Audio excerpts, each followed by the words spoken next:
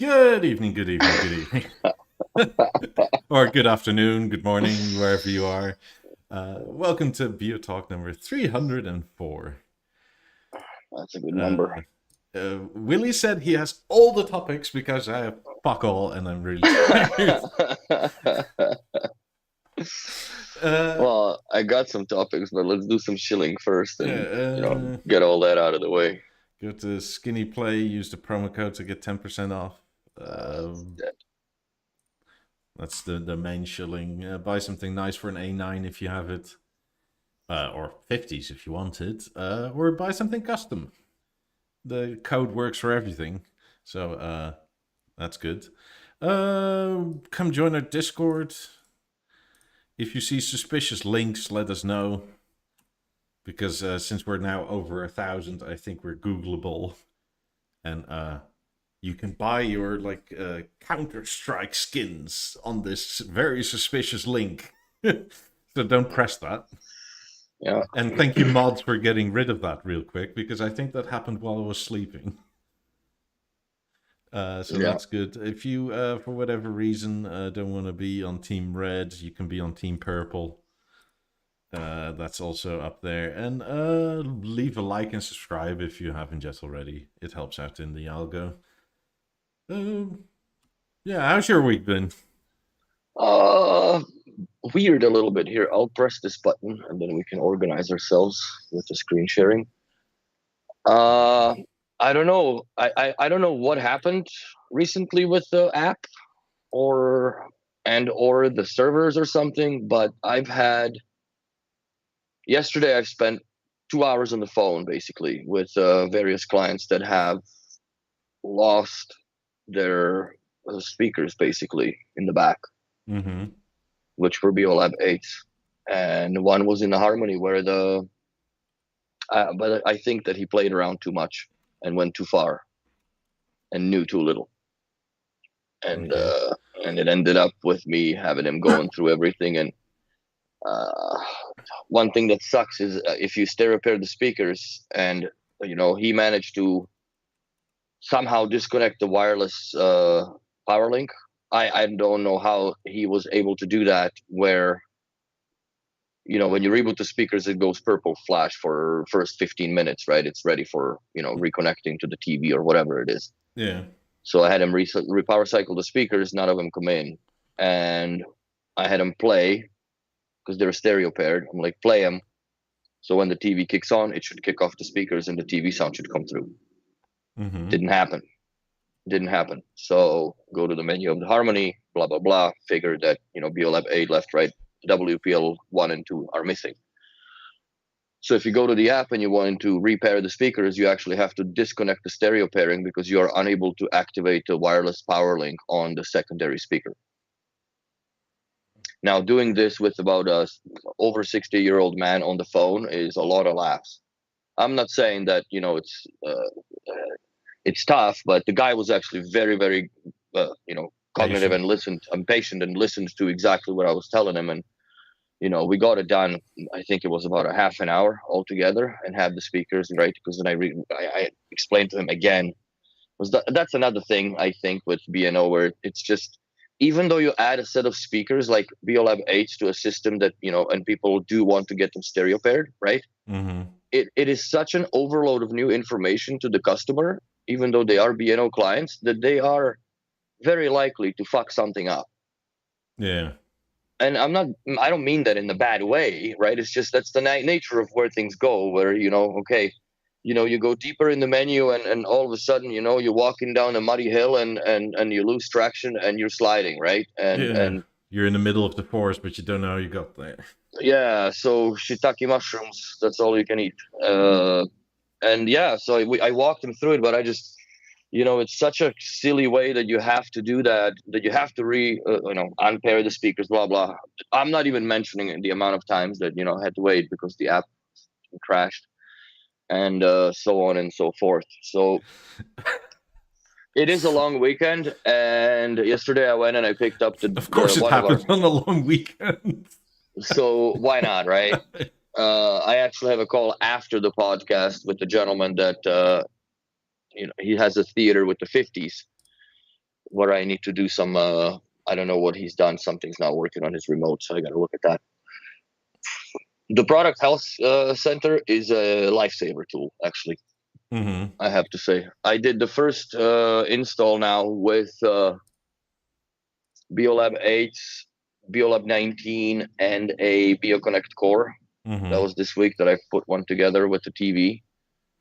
And you need to turn on the low pass filter, otherwise you're gonna get the Acoustimass module sound out of the BeoLab 19, because it goes all the way up to, I think, almost 3,000 hertz. Like you can hear the guitar strings off it, bro. So very, very important note: if you're doing that, make sure that you do turn on the low pass. Keep it in left and right channels on the switch, and freestanding, of course, and then play with the gain, and you will be fine. So that's the findings and the lessons for this week that I've learned. And yeah, so yeah, it's a long weekend, so I decided that I'm gonna start playing around, since the amendments or updates, I guess I would say, or call it, onto the BeoSound Theater audio document, or speaker preset, whatever the heck it's called. Yeah, I saw you posted that I there was have an it. updated document. Yeah, and Sandeep actually found the difference, which is the fine tuning the surround experience for BeoSound Theater. So this is the Mark 1 or Gen 1 version of it, where there has been some things that gotten amended, of course, more or less on the BeoSound Theater standalone, and with speakers. So my findings, I set this all up yesterday, tuned the system, blah blah blah. I've created a number of listening positions and presets. I'm still screen sharing, right? Yeah, I think so. Go for it, yeah. So I've left some that were untouched, basically. KCBR is the Bible V2. So the what?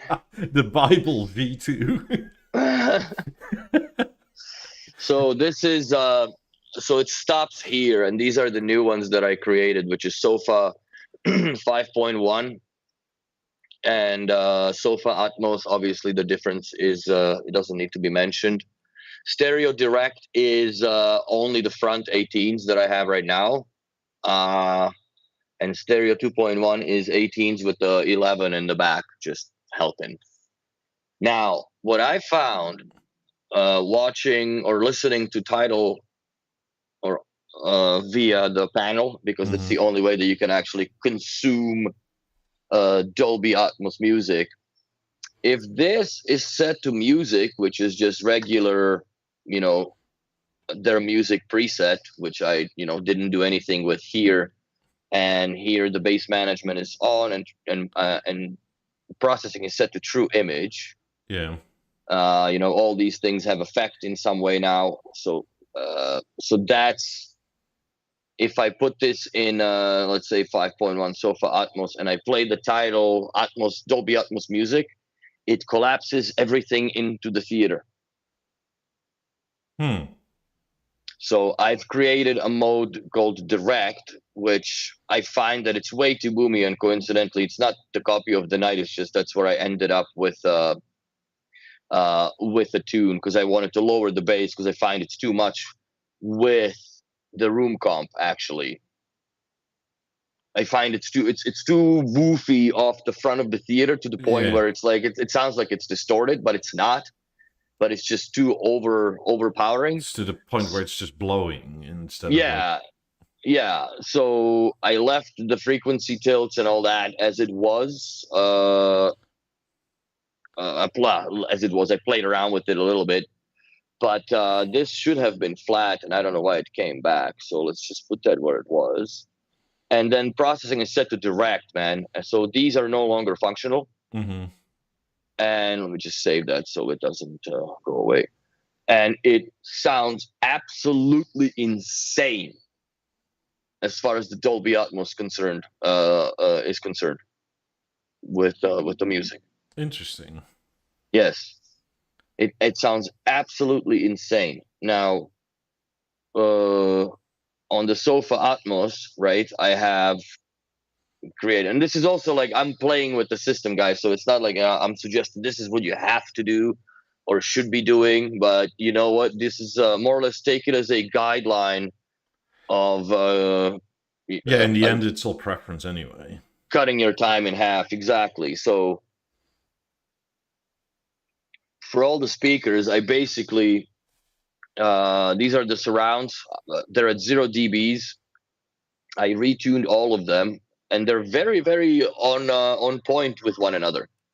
But the one thing that I have to note that I did that will take the woofiness away from the center of the theater is put the redirection level to 0. By default, they're at -9, which I think 9 dBs is quite a bit of a highway robbery off of the 18s at this point of time with the how they are tuned per se inside the processing of the theater. So, and you do it with the play noise, and I have the dB meter here. So all these were dB metered out off of the center channel. But the center channel, I put it to -7. It was at -3, but I left it I put it to -7 just to ease off that impact of not just the vocals, but the it's too whistly. And then I left the surround height. I've tuned them also with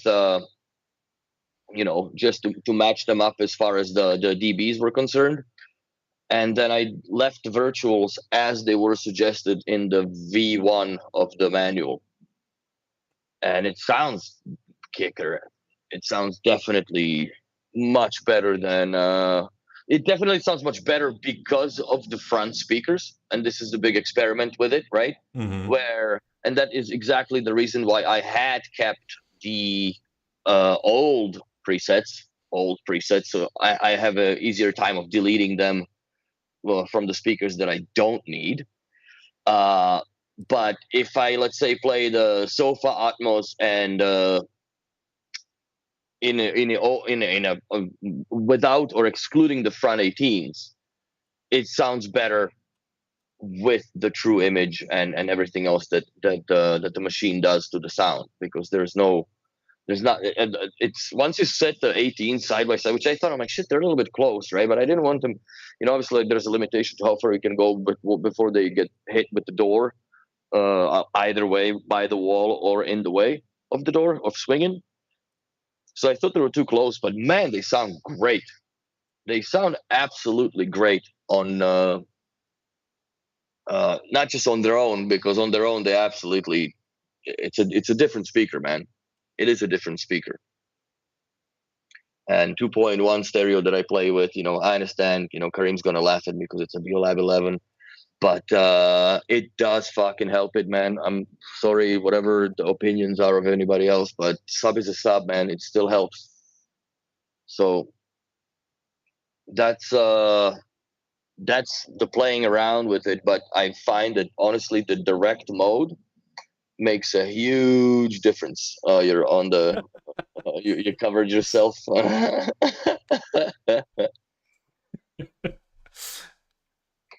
So let's see if this kept that preset as I saved. See, it doesn't save the bloody things.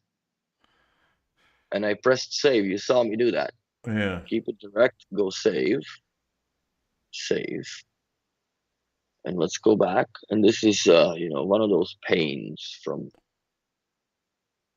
What the hell, app. people? I think this is the app version, where like the app version just does something wonky, because I'm running a very old app now and it does save. No, I know the problem is in the app for sure. So it's yeah.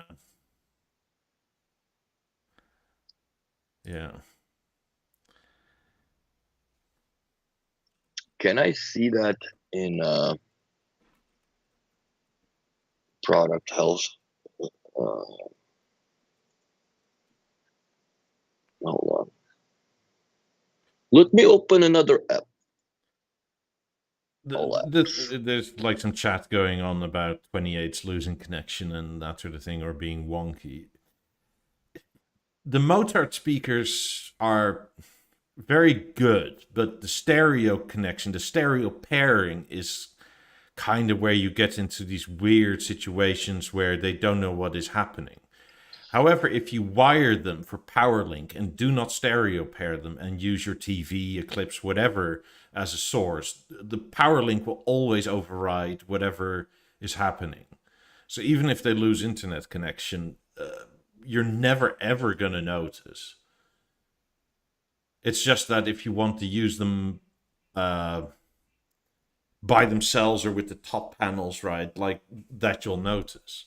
Because when I had 28s, half the time they were like the secondary lost to the primary, but they were wired, and I had my speaker setting or like a listening position for just the 28s and used them that way and never noticed.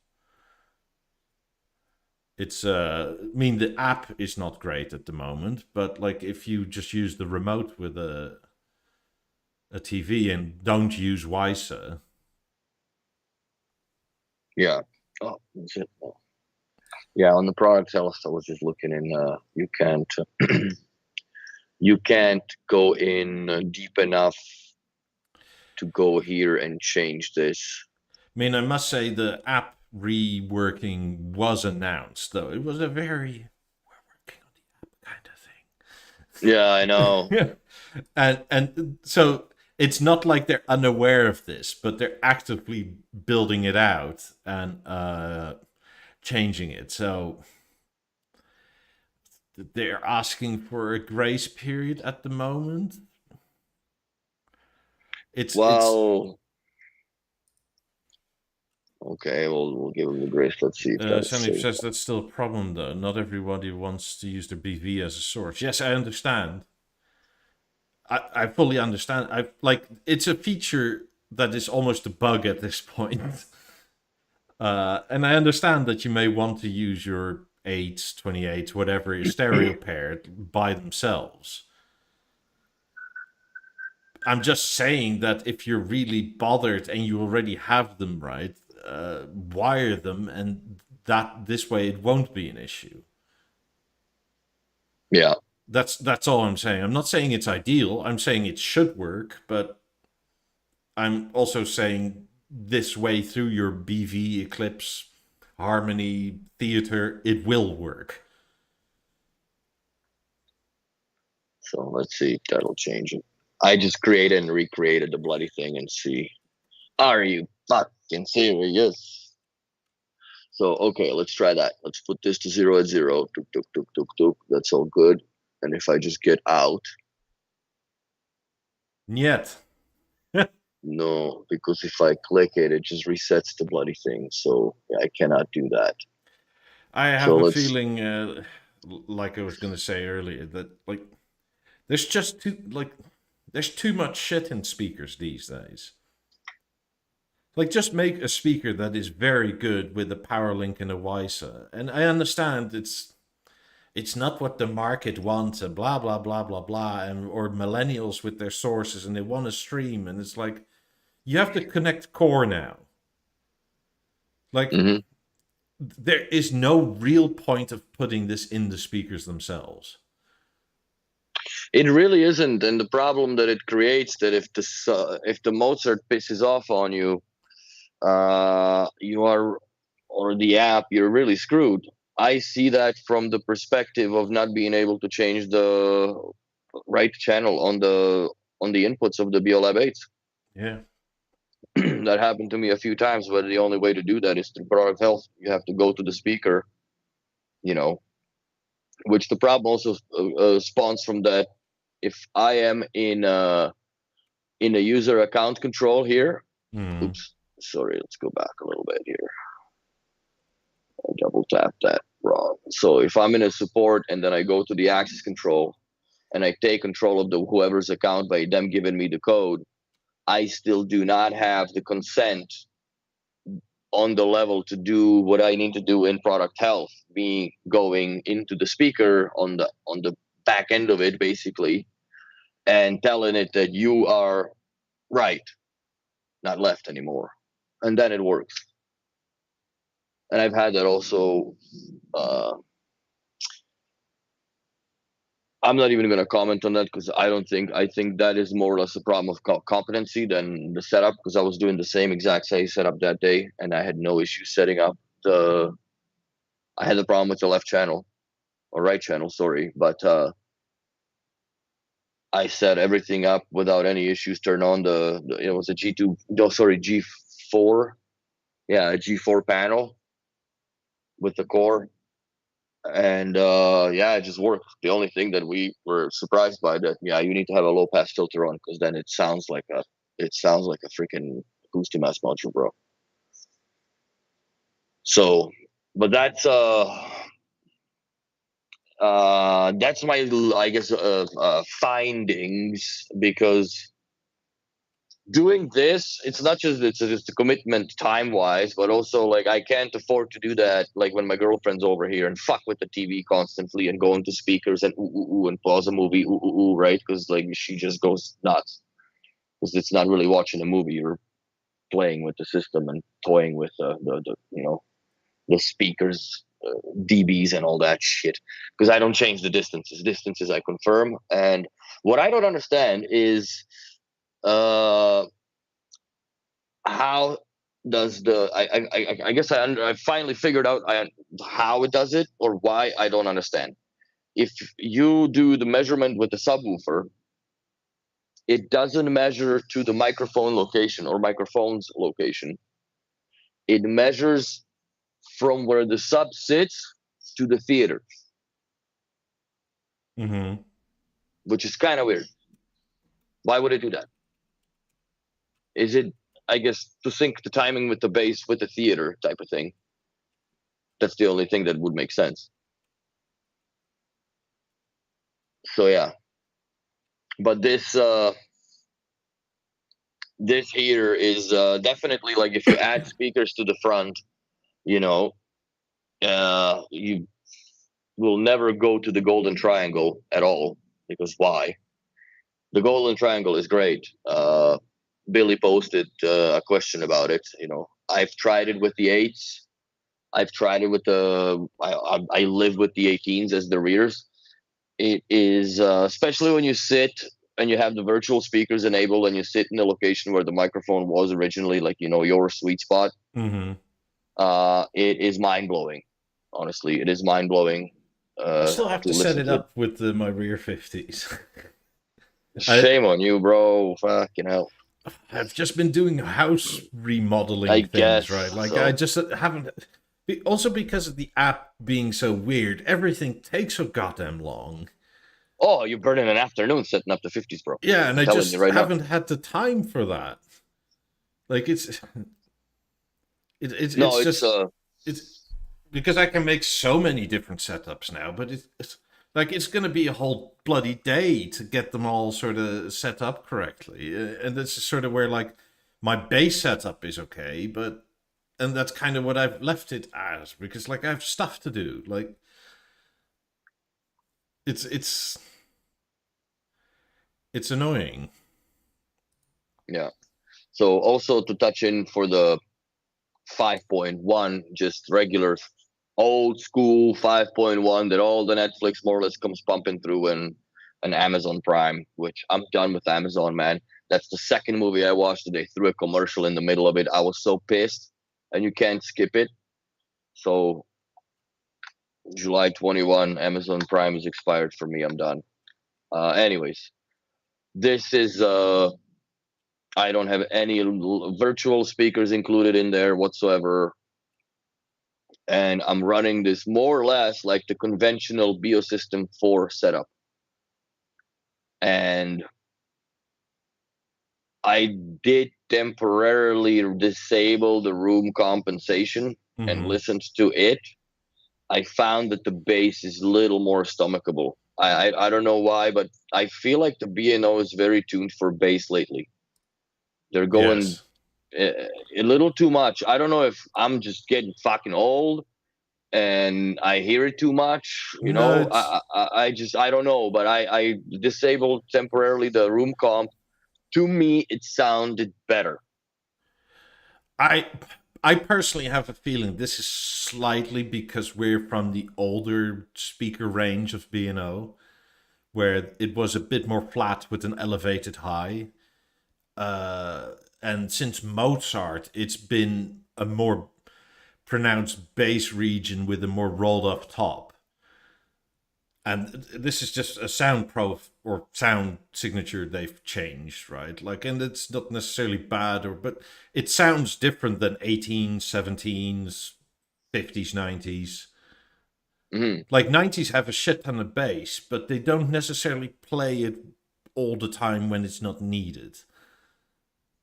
No, they don't Like, overcompensate. That's yeah, so like what I found, which is it's neither good nor bad. It's just different, right? Like hmm if you play like Jamie XX loud places, that it starts off with piano and then the bass comes in and it like rolls in like a fucking tidal wave, right? hmm With the 50s, it's like there's no bass and then it rolls over you. With the 28s, it's sort of like there is already bass where there shouldn't really be anything compared to 50s, and then it just yes, gets slightly more. yes. So No, it's not good or bad. It's just a difference, and I think that's where you and I specifically, because we came from a different generation of speakers, notice it, especially when the theater is Mozart. mm, And it does carry through that. Like with the mic, it tries to make everything Mozart-y, right? yeah, and like I said, to me, the problem that I have is it's too much of it in some cases. Like the BioLab 8s, I don't really see a necessity of them having a streaming engine inside. Like it's not even for the sake of the cost that they would save on the boards and interface, which I think would be a great idea if there was none. It's just a dumb speaker with the WISA, and what they should have done, in my opinion, put a make a bigger BeoConnect core that has more outputs and a Wi-Fi transmitter built inside, so you can connect the speakers wirelessly, and then you have the Mozart platform on it. I understand the standalone appeal of the stereo paired speakers, but there's a never-ending problem with the software updates and they do come out quite often for Mozart platforms. So you're facing to reset your secondary speaker and reconnect it to your Wi-Fi network and reset it up and repair it and reharmonize. I mean, it's not the most convenient way of doing it, and I think they really need to hammer down on update the secondary first, push the shit into it, let it reboot, blah blah blah, let it sit there and blink while the primary downloads and install its own new software update, and once they both reboot, the orange play light will stop flashing and it will join the access point of the BeoLab 8 primary. And you're set. I do not understand why this is such a rocket science, man. I try to tell him that, especially for small speakers, like all this touchy stuff isn't needed, and because let's be honest, right? Like, not. I personally think that most people that will buy the 8s don't buy them for speakers onto themselves, but will attach them to a theater, a Harmony, something like that. They'll use them as BeoLabs, essentially. Mm-hmm. Which is fine, right? But like at that point, it's much better, stable even, to use your theater / Harmony or whatever as the source. Like this, but that's how we were taught. Like it's going against all the logic that we grown up on as old B&O fans. And I'm not really that old of a B&O fan, but I know where it comes from because I've asked them. But essentially, their marketing says is that like the ultra high net worth people want really techie gear where it's nice to touch and that sort of thing. And then the other group is the millennials that want a speaker with built-in sources a la Sonos because that's what they're used to. So therefore we must have it that way. And also a way to connect like a turntable to it and then have volume control. And it's sort of like, I don't see this happening at all. Like, your marketing or market research may say this, but like, okay, yes. are you sure? Because I'm not. I don't see people using it like that at all. Like, who's the millennial here that would buy 8 as is and attach like a record player to it? We haven't done it yet in the shop. Really. That was like 30% supposedly of the customer base for like the Mozart speakers was going to use them like that. That's what the market research told them. I don't know where they're doing the research, but they're not doing the research from the of the people that are actually ending up with that product. Yeah, they're not looking at their existing customers and asking them because, like, why, right? Yeah. So it's I mean, personally, I think for most millennials anyway, even the top 10% of millennials, let's say, the 8s are just too expensive compared to whatever else you can buy. Oh yeah. I mean, and we're talking like at the top 10 richest millennials. That's including all the trust fund babies and stuff, right? Like, so you're just going after like the 0.1% of millennials, and then you're very high net worth individuals, but they're the same people. Yeah, I don't understand where that is coming from, but yeah, like I agree with Sandeep also that the touchy-feely stuff completely shouldn't even be on the theater, in my opinion, at all. It should just have a nice B&O logo, which, you know what, lately I find it a little too bright. When I watch, movies and whatever, I find the logo, I start paying attention to it, and too much lately. I don't know why. I don't know if it got brighter over time, or my problem is that I sit that near to it that I keep triggering the proximity sensor. Mm-hmm. Which, you know what? Let's see if we can disable it. Anyway, yeah, it's still here. Maybe I got my generation, but even Gen Z, right? Like they need to be extremely wealthy to have any sort of interest in B&O. Nice, it's gone. Yeah. Well, and the problem is also like, you know, the app presentation altogether is a, you know, if this is your way to interface with the product all the time, new generation of people do not have the level and amount of patience that is required in order for this to sometime make work.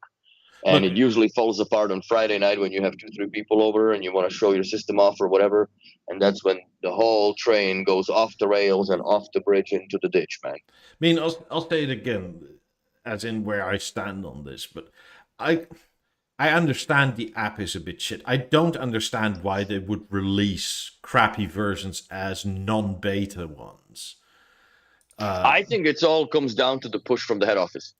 Oh, Timelines. sure. So, but I'd be much like, and I guess I like have the patience of a saint, maybe. But if this app is still this shit 3 months from now, then I'll get properly angry. Because personally, I still kind of view it as this is like a progression we need to walk through. But This is the third most used app on my phone based on the you know, I get the tally after every Sunday. It tells me like how much time I've burnt. A lot of time on Command and Conquer this weekend. The second one was GPS, and the third one is B&O. I mean, I think for me it's like fourth or fifth, but that's partially because like YouTube and music a lot, but also for my house, right? A lot of it predominantly I can do with remotes. So the app for me essentially in the last year has been a setup tool. Yeah, it's the only reason why I use the app now is just to actually see what codec is running in the TV, so I can choose a proper speaker preset out of now a plethora that I had made myself. But it's not that great as a setup tool either. But at least you don't have to use it that much. It's a frustrating one, that's for sure. And I speak for myself and probably a lot of people saying that, but I use that thing a lot daily. Obviously, it's my bread maker, yeah. So I do not have a chance to not use it. And you know, I'm very happy for the account access control being like at least no bugs whatsoever in it, other than, you know, the app crashes. But you know, it retains the connectivity, so I don't have to tie up a phone. Yeah. From anybody that I do the setup for. I mean, this, and I've said this before, like, this is honestly why I went with 17s, right? Because and it's the multitude of things. I don't need a touch panel high up on my ceiling. Because, like, you can't even see it. Even with the ladder, it's like, ugh. Like, so it's useless to me. Then you get to the software instability. If you have to reset them all the time on the fucking ceiling, this is going to be a pain in the ass. Yes. I mean, 17s, you just do unplug, wait 15 seconds, and that's it. Like, that's all the reset you need to do. Like, you don't need to go into an app and retie them to things and hope the stereo pairing works and look at fucking colors. They're smart enough to be dumb enough that they just essentially always work. Yes. Which is... And if the wireless stops, then you can still wire them in, and that's it. Yeah. And you have no problems whatsoever. And I mean, there's just like, yes, the 8s sound better, though I think I prefer the sound of the 17 and the slightly more linear volume progression. And by that I mean like the 17s will run into ABL later because the sort of staggered volume rise is different, whereas like on the 8s and on anything Mozart, really, because of the bass bump, it sort of does that with volume rise. Yes. But that's kind of besides the point because it's loud. Both are loud enough. But just the headache compared to how much better it is not worth it to me. It's Here, let's share the screen again. I will put it up, King Kong, so you can see what it is. So you're interested in what the Atmos? Do you have 5.1? Like, do you have front speakers or no front speakers? Because that matters. Because that matters, obviously. For no front speakers, we'll go here, which sucks that you have to do that. You can't just. Let's go here, and then I'll show you what they are on the button. That should do it. So you can share the screen, Mikey. Sorry.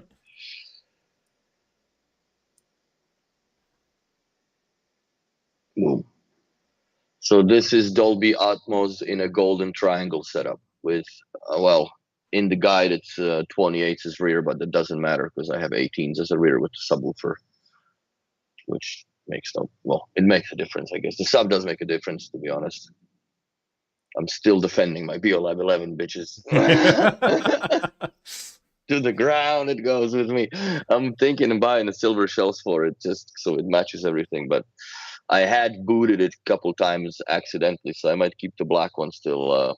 It goes out of the way somewhere, and I can put the shells on it. Yeah, because I don't want to put it at the front. If you Makes later no sense. put it in a bedroom or something in your new place, right, then it's nice to have it looking nice again. But now that it's in like a walked area, you might as well keep the old shell on. Yeah, leave it where it is. So hopefully that answers your question, King Kong. If not, you can pause the screen and go to it back, and then I'll show you what it is for 5.1 Atmos, which is this.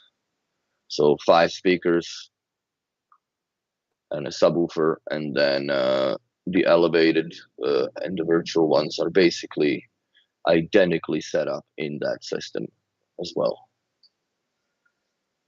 So that's the only difference really, is that now the left and right front firing and left side and the right side firing are no longer employed in this setup because they are taken over by the left and right BeoLab 18 as far as the proper setup, proper setup goes. Now, if you really want to enjoy that in a 5.1, then the sound mode needs to be direct, which like I'm going back through it again so you guys can. I don't know what the fuck, but this I just Why doesn't it save? I just created a new one. It wouldn't save that either. So processing direct, and I'll save it, and I'll save it as create as new, right? We'll call it direct 2.0 again. 5.1, right? Or no, as a direct 2.0 for my because I have a direct one. It doesn't let me save it. What is this? 2.0. Oh, my numlock is off. Dummy. Fuck. Such a boomer move. So if we go back to the direct 2.0 that I just created, then it's going to still have those values, even though I saved them at Zippo. So BNO, please look at that if you have time sometime next week. I would really appreciate that. At least I can go in here and delete the bloody thing, which cool. And then let's go back to direct. So this is the way that I would. Yeah, well, it's frustrating. Save your fucking sound modes. Like, what's the point? Oops, somebody's calling, but too late now. Say what? Sorry. If you can't even change or save your fucking sound modes, like, what the hell, man? Right. Oops. Unblock my device. Lars says, try. What happens if you save it as -1 instead of -3? Okay, hold on a second. Let's stop sharing, and I'll just reopen the app because the phone fucked me over with the phone ringing. So here we go. Start now. Move. At least it loads quick. I have to say, it loads really quick, and this is running from my phone into the Windows machine. Essentially, how I'm doing it through the Microsoft super duper cool phone link. So I need to, I guess, share the screen. That would work. Help. There you go. Bing. Wait, what is? There we go. It's there. Okay, so let's go here. I'll save that as this plus and minus 1. All right, let's agree on that. Save, create new, call it direct.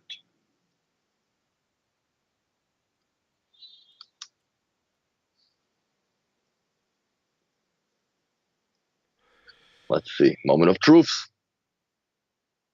Oh, call this, man. What Oh, the bloody hell. fuck is this? Like, at this Anywho, point, that function is totally useless. You're just copying what you already had.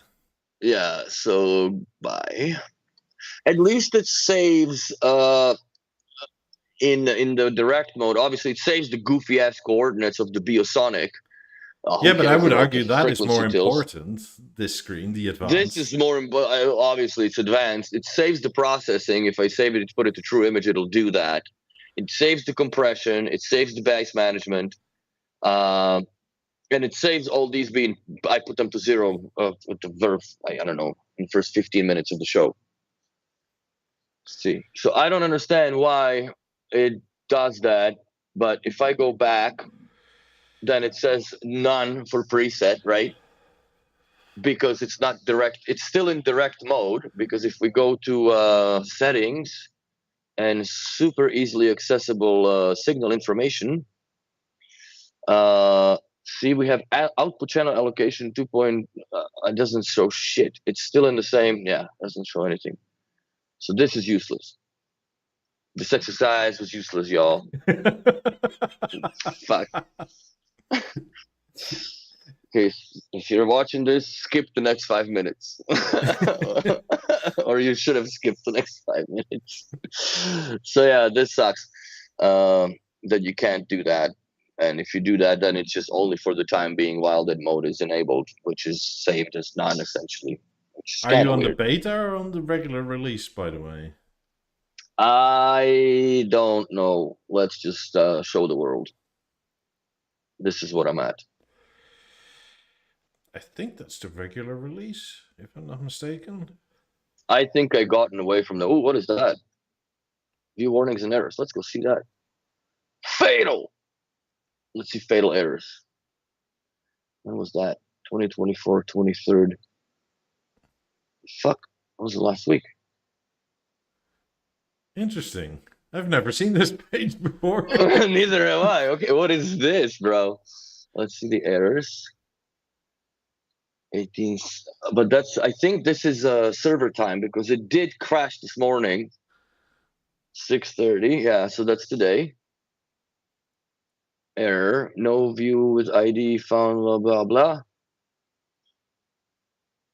Okay. So there's like all kinds of things that like just poofed on on that crash. Look at that. Poof, poof, poof. Well, at least you know if your software was running properly, you wouldn't get a bunch of error codes all the time.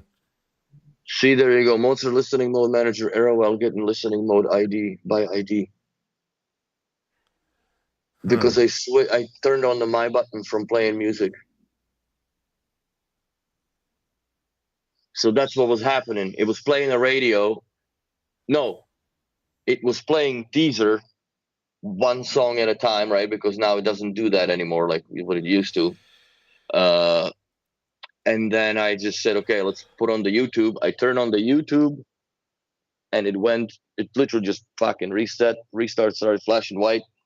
Screen turned on with no signal, and then it all came on after a while. Yay. So that's all that. That's pretty interesting. So where did I get this from? What did I click on? I don't know. It just showed up. I thought you clicked something. I don't know what I didn't click shit. Where is it? A hidden button somewhere? Just clicking around. What the fuck, man? Where was it? Is it swiping no, bro, for or real, something? Like up, down, left, right? I don't know, do L maybe? Some BNOs. Where the fuck? Mic is hidden. I should move it over my TV. The TV is not important. I'd What the rather fuck? look at your TV in 18 setup than at my face, honestly. How is that? Like, okay, so we'll never see the screen again. But that was, so yeah, there you go. Was it in the support or Mm, no? No, there's my setup overview. Unknown in society. Okay, whatever. They should make the halo for a wall bracket one in the pictures because that's what I have and it's not there. And for oh yeah, portals are on. Okay. Weird. That was weird, but that was pretty cool. I didn't click on any button. I don't know what what is happening. There you go. Cover my eyes. So yeah, it's interesting. Let's see if we can do that sound mode. Create a new. Let's go to advanced. Oh, so it doesn't have all that. Huh. But the core does. Core has exactly the same, or BeoConnect Core has the exact same deal as this, which only has stereo output, where you can change. You know, you can do the true image on the speakers or a direct mode, which sounds much better in a 2-point setup.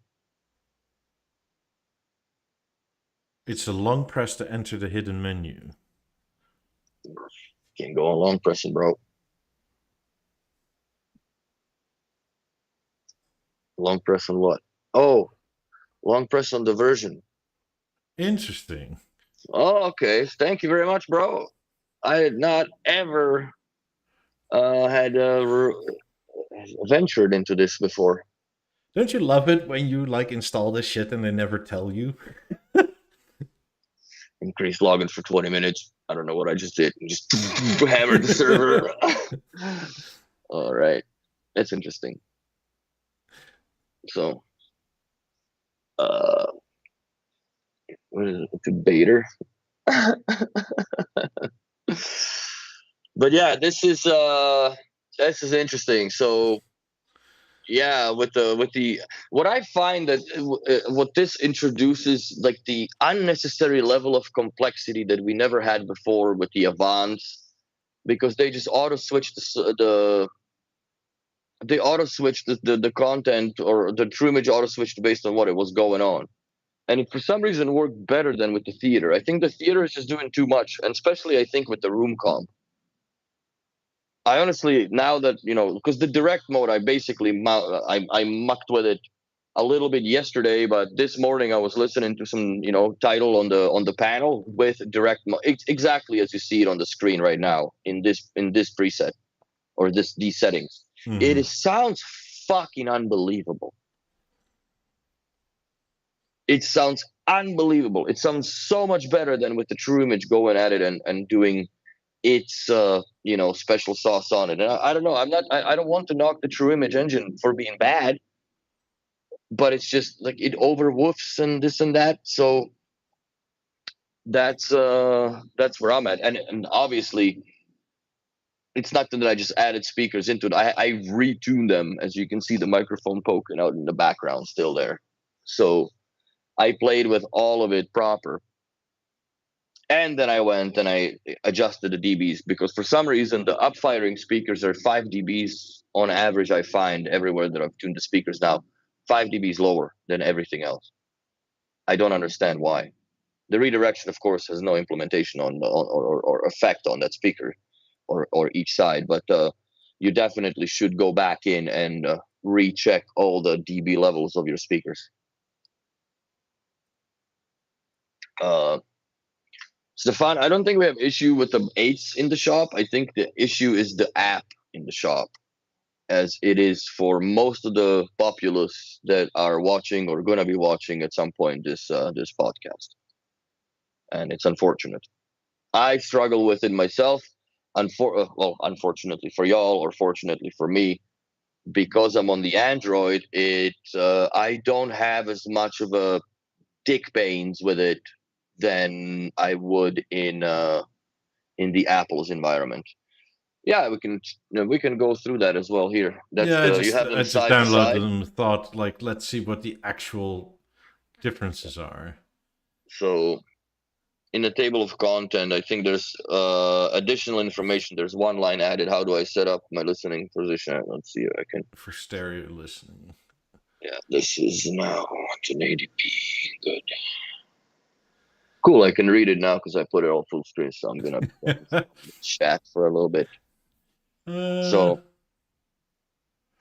50s and 90s is still the same. Yeah, I don't think the only thing where it affected was the sound modes for predefined sound modes on page 9 and the added page 13. That's the differences. So if you hop on, it's funny that in that they use 50s as a default with what looks like 8s in the back. No, it's 28s in the back.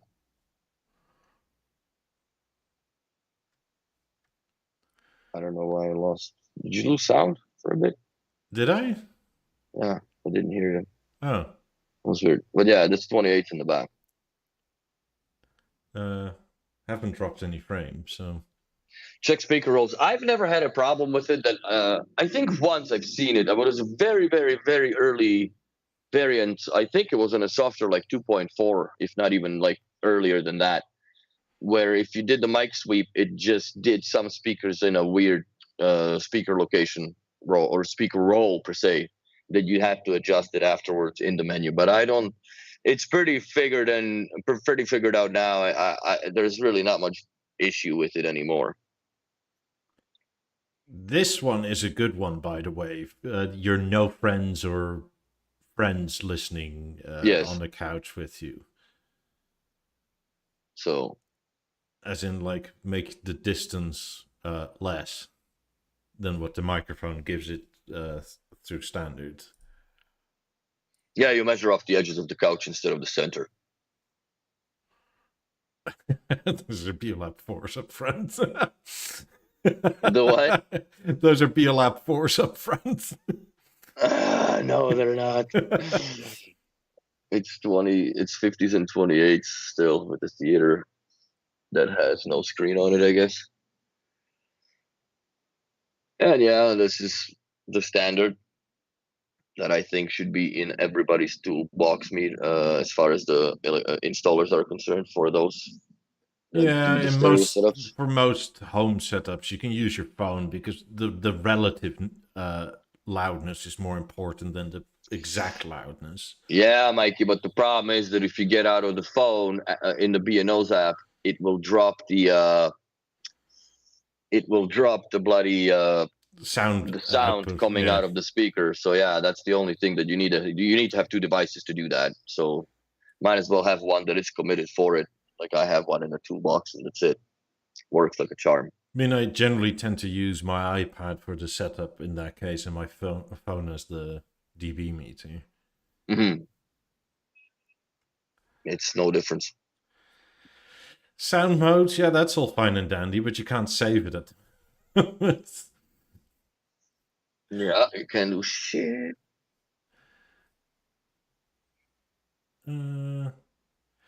By the way, the music parameters, I don't think they're set to full wide from the factory, and I actually increased the width, and it sounds way better.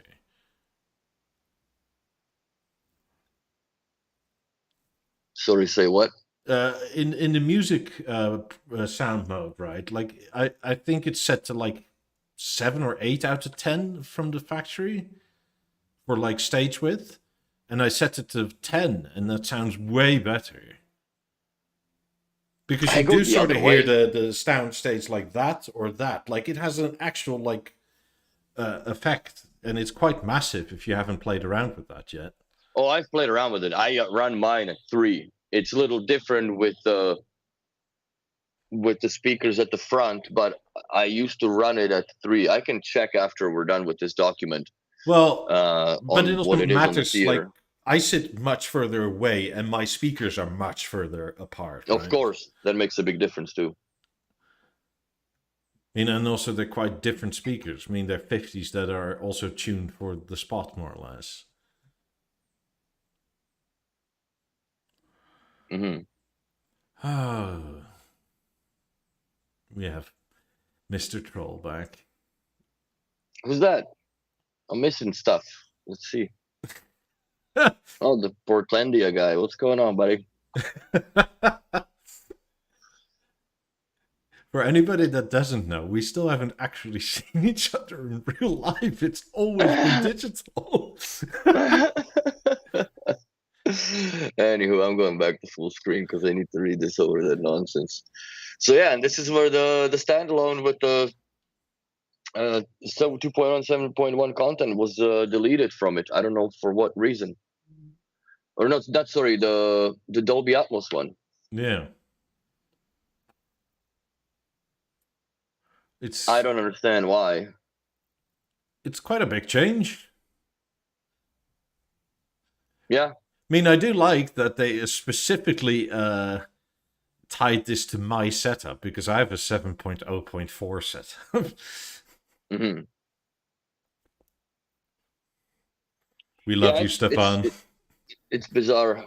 It's bizarre that that it's that way. You're the tower in our bridge. Yeah, I actually do. You do know both of us in person. The only person, I guess. So, yeah, this works, but I don't know. I haven't honestly played with all these different features.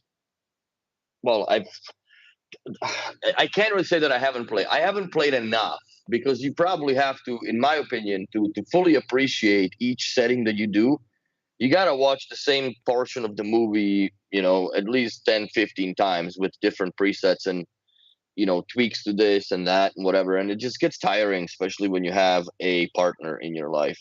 So that, for me, just kind of resorts to when I'm just home alone. Or when you're to play with it. remodeling a house and that sort of thing. Yeah, it's just, there's so much now that you can play with, right? And that's also another thing that, like, you can spend so much more time at the client's house after the installation is done to try to tweak it properly, right? Because maybe an odd question: is there a set or allocated time for like tweaking it, or is like an install literally you put it in place, you hook it up, make sure it works, and that the position is right, and that's sort of where you leave it? I don't know if the other guys just run the mic and fuck off. I don't know if they play with it, but I play with it on the same. I take out the document and I set that all proper, and then I go through the DBs now and everything else that matters. Because if they're saying to do it with the DB meter and just essentially don't trust the microphone that it comes with, I'm going to not trust the microphone that it comes with for those things. It does a great job down to the centimeter for as far as the distance, the distance allocation, but I finally understood how it measures the subwoofer yesterday, so that makes sense. And that's it. Excuse me. That's about it. I do it. I spend some time with it, and the problem also is that you can't create like this enormous grocery list that I have of the speaker listening presets.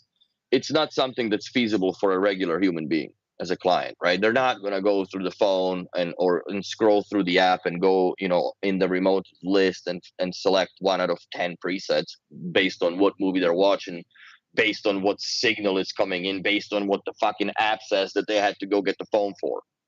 It's not. That's not how people live. I set it up very easy, and I set up usually it's 2 presets. One is for the surround and one is for the music.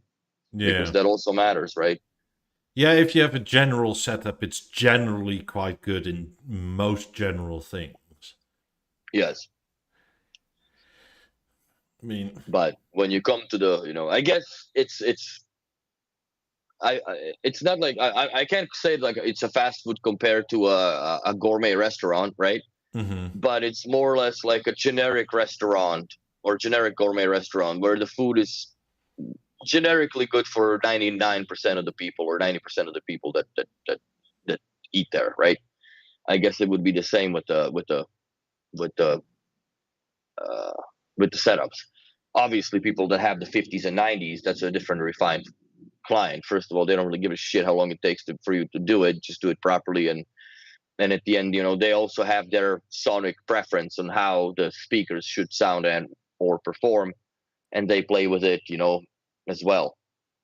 I don't really recommend for people going into the advanced parameters of the 50s and 90s and play with the levels. You can still put them back to flat, but if you have a very limited understanding of what is happening, you can inevitably make them sound like shit. Yes. So, and it's quite easy. I have seen that. It's very easy, and I have seen that happen. I have seen where people, go in and just change speaker rolls and a whole bunch of stuff. Especially with the sensitivity of the screen, right? Like what we were complaining about last week, where like you let go and it still changes. Mm-hmm. So, see, and they say to delete the room compensation filter in the BeoSound Theater. You have to do it, apparently. Or they should be done. We suggest that you delete room calibration in the BeoSound Theater. Ensure that each connected pair of BLF 50s and 90s is calibrated with a configuration tool for the speakers. But they say this specifically for stereo listening with 50s and 90s, not for the music or movie presets. Because here it's listening positions with 50s and 90s, but it's with a single pair of speakers. And with 50s and 90s, they say delete that room compensation. So they don't say that for like movie modes, which is kind of interesting. Mm-hmm. But they do for it makes sense in the music, essentially, right? Because you can have a high latency then, doesn't matter with the lip sync because there is no lip sync, the screen is off. Yeah. So you're listening to your shit in 4K more or less with the but I also wonder, since the advice isn't there for films, for like your surround sound modes, like what's the change? And why would you advise it for just stereo but not for surround sound?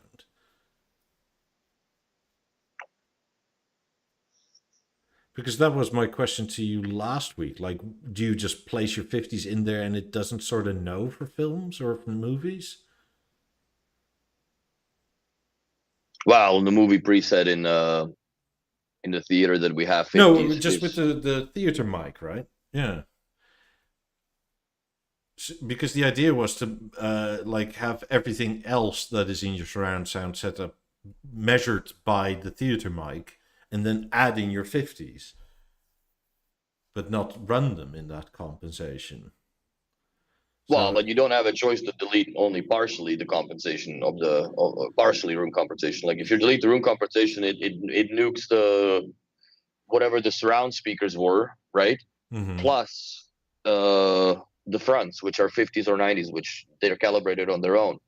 Now, I guess they're banking on the fact that you have, let's say, the 28s or 8s in the back, which are intelligent, so to speak, and they run their own calibration to begin with anyhow, right? Maybe that's the logic behind it, that then the only uncalibrated speaker will be the center channel, as the theater would be at that point as a role. Once I have a bit more time, I'm going to play with this and see where this ends up. Because I must say, for movies, I do have the room compensation on. For music, I do have it off. But I still need to fully rerun it anyway, because my living room has changed so much since I did it last. I mean, there's the new windows and doors and stuff were in, but like all the like sound dampening material and stuff wasn't yet. Mm-hmm. So I will need to rerun it regardless.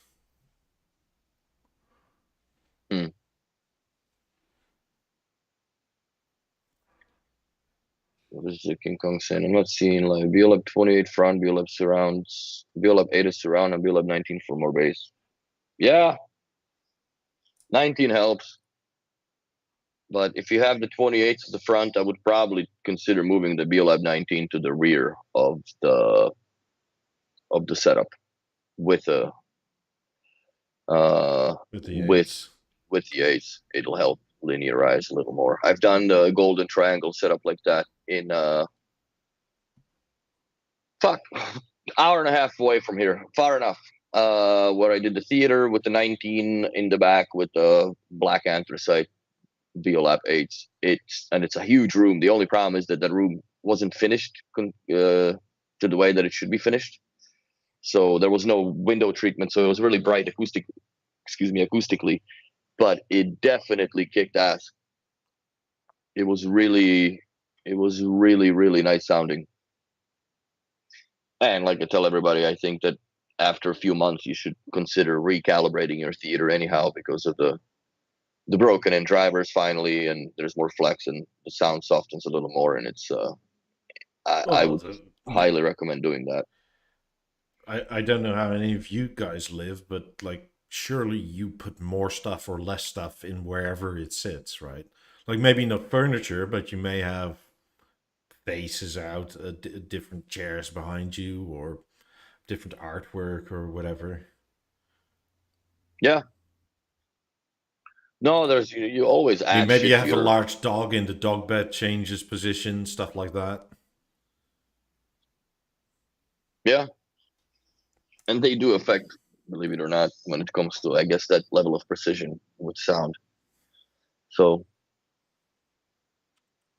I'm a big advocate for retuning your speakers every now and then when you have the chance and time, and if you're not scared of doing it, of course, and you are capable of doing it. If not, then just I would set an appointment and get somebody over from B&O as a technician and spend some time.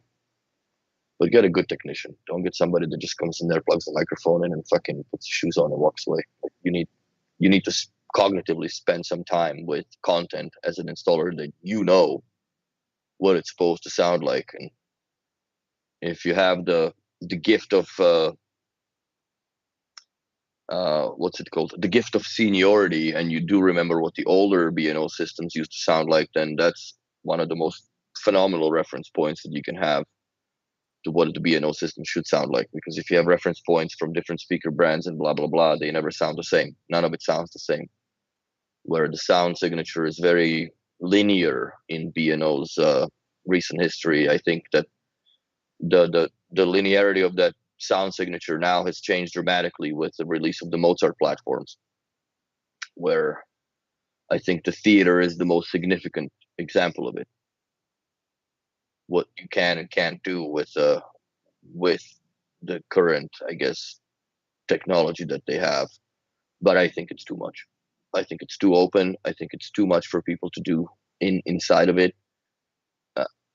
I find it almost counterintuitive. Yes. In a way, and I don't mean it in a bad way for B&O. I just find it very counterintuitive, because their whole mantra is boasting the simplicity of everything, right? Where I understand that, behind the curtains, like, there's complex mechanisms that people don't see. It's the same thing. Like, you have a beautiful Rolex or time, let's say Patek Philippe watch. It's an expensive watch, but it's ridiculously complicated if you open it.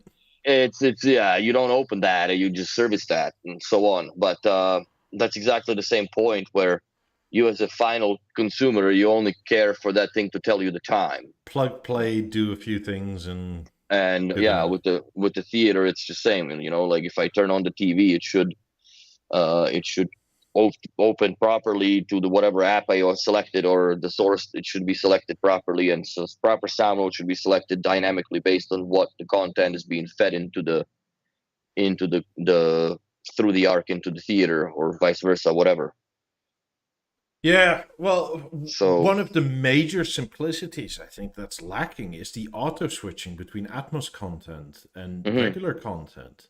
Yeah, like that I really don't understand why we have to do that manually now.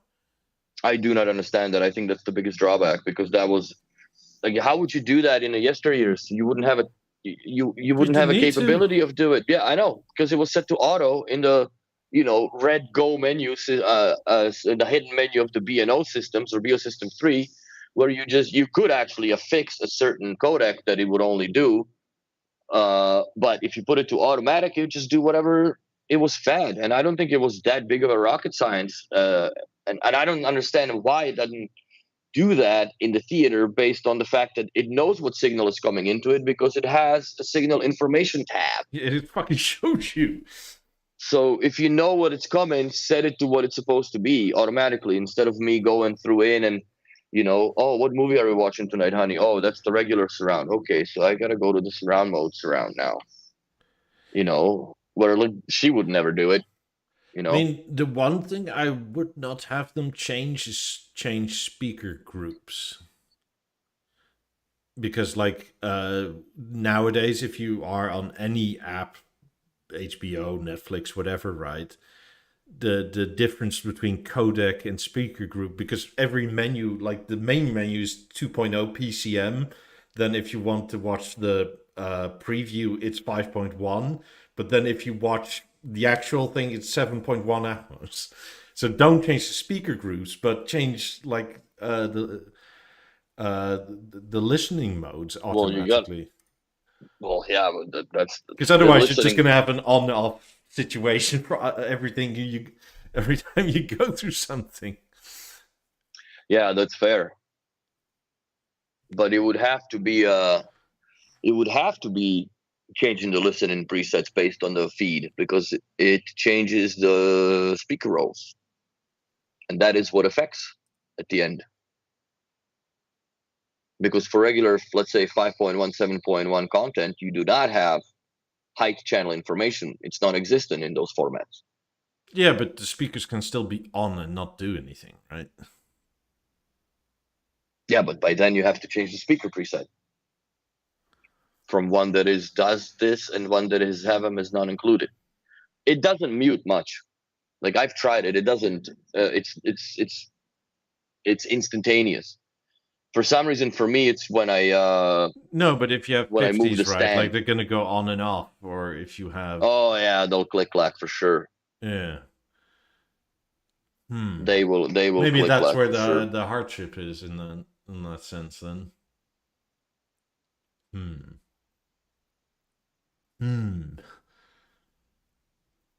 Either way, the voicing shouldn't change as much between Atmos in your current listening position and. It's a thing.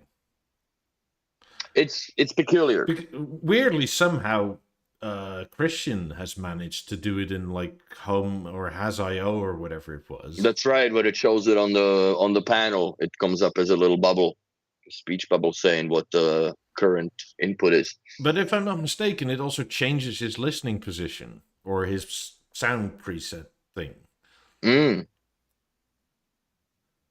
I think that's what he said in the automation tab in the Discord. But that is a cool feature, but realistically, it's unimplementable in real life for clients.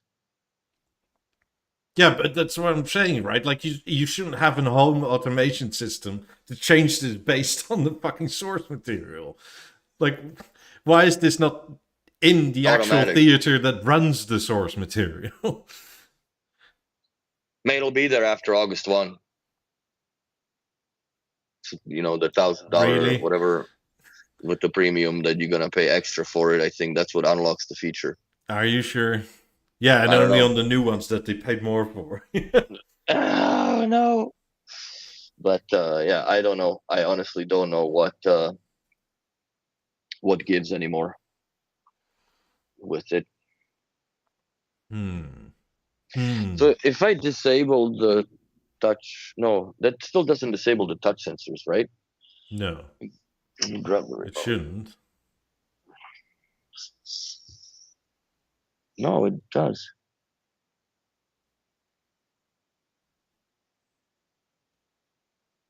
Oh, son of a bitch. If you press the play button. But everything else is off. Yeah, but it didn't do anything. Oh, it turned on the TV. Call this. Okay. But for your cats, it'll disable the My button. So the likelihood of them aiming just for the play would be, you have a chance. Yeah, because the TV is going to switch off with no signal after a while anyway. Yes. Sweet. I'm going to do that. Proximity so sensor. Essentially, off. if you turn off the proximity sensor, you are able to clean the system as long as you don't hit the play button. You're just going to have this tiny little dirty spot. Oh boy. But yeah, that's I still think they should introduce cleaning mode on all the Mozart platform products, especially for all of them. Not even especially all of it. It needs that for sure. Yeah, especially if you need to touch it all the time. And I think for the BeoSound level, there should be also consider the fact that based on the gyro, which there obviously is one installed based so it knows what position it's in. I think that as soon as it's picked up, it should disable all the buttons on the around the play area, the fast forward, skip back, all that shit. Maybe leave the volume because that's for you unlikely to touch. But every time you pick up a level, bro, it does something.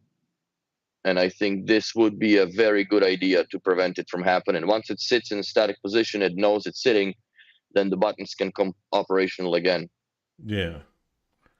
So that's just my hint in the improvement of the performance of the level. Otherwise, it's a great sounding speaker. Something totally different.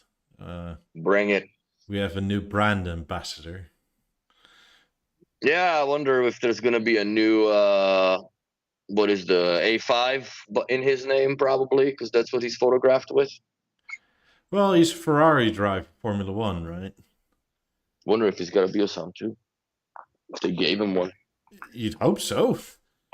I mean, since they sponsored the team, but also I don't think this is going to be a few months only, probably, right? Or at least you wouldn't think so. You think it's going to be a longer term relationship with that? Yeah, so most likely they're going to continue sponsoring F1 next year as well. Well, I guess it puts their name out a bit. Yeah, but I agree. Is it worth it?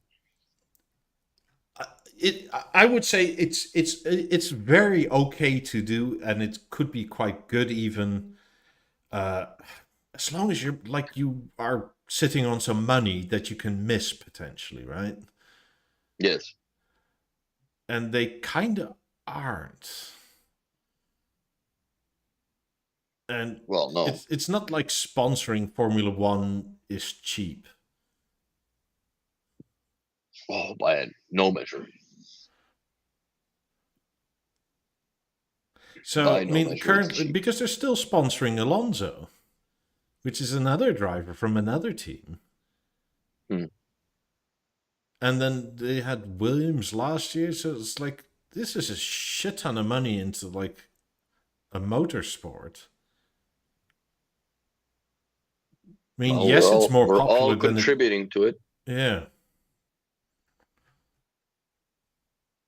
Paying the Ferrari tax now. I've been a fan of Bang & Olufsen for many years, and I use the products every day. The brand has a clarity and warmth in their scent. Yeah, not Mozart, really. It is warm, but less clear than it used to be. Who wrote this?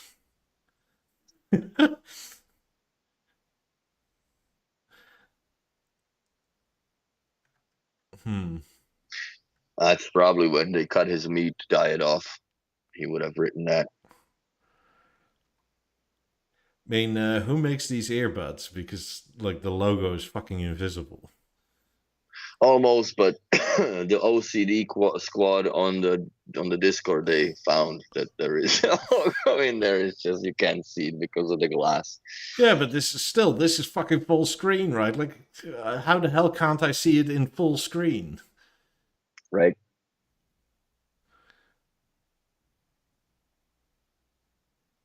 Yeah, I think ACBR is onto something to dish sponsor art and culture events. I think they should be a part of a lot of culture events, especially I think here. I think we should be involved more in have some of these speakers in the museums too. Like there's a museum of music here, for fuck's sakes, and there's not a single B&O speaker inside it. Why not? It's only just the oldest audio company around, right?